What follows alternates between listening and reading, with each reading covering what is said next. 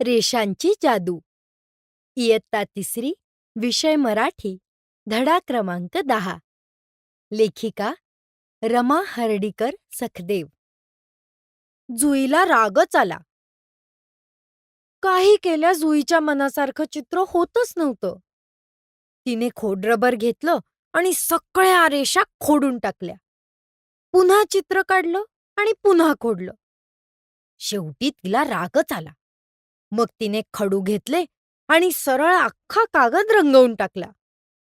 कंटाळून ती झोपायला गेली. खोडलेल्या रेषांना खूप वाईट वाटत होतं. रेषांचं मनोगत. आपण वेड्यावाकडे असलो तरी आपल्यातून किती छान चित्र तयार होऊ शकतात. जुईच्या खोलीतल्या अंधारात त्या खोडलेल्या रेषा तरंगत होत्या. त्यांना माहीत होतं की त्यांच्यातून सुंदर आकार बनू शकतात.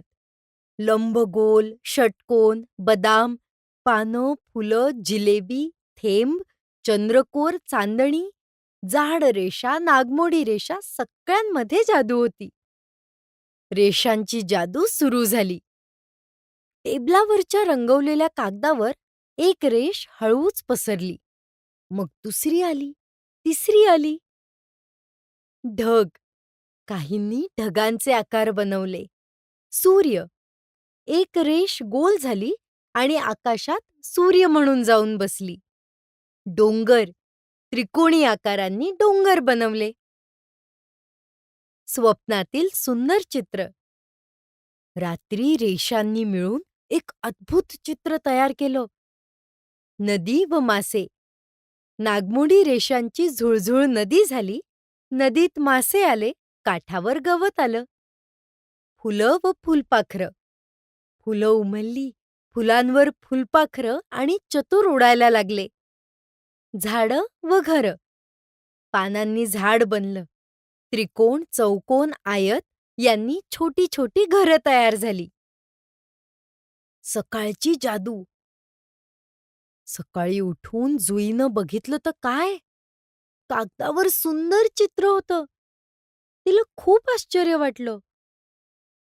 हे चित्र कसं तयार झालं? जुई म्हणाली.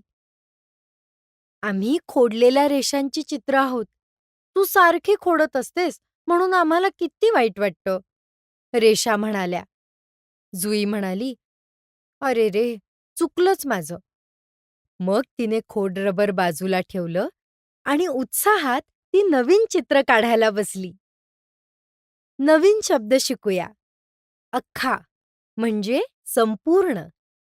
लंबगोल म्हणजे अंडाकृती आकार. तरंगणे म्हणजे हवेत फिरणे. चतुर म्हणजे एक प्रकारचा कीटक.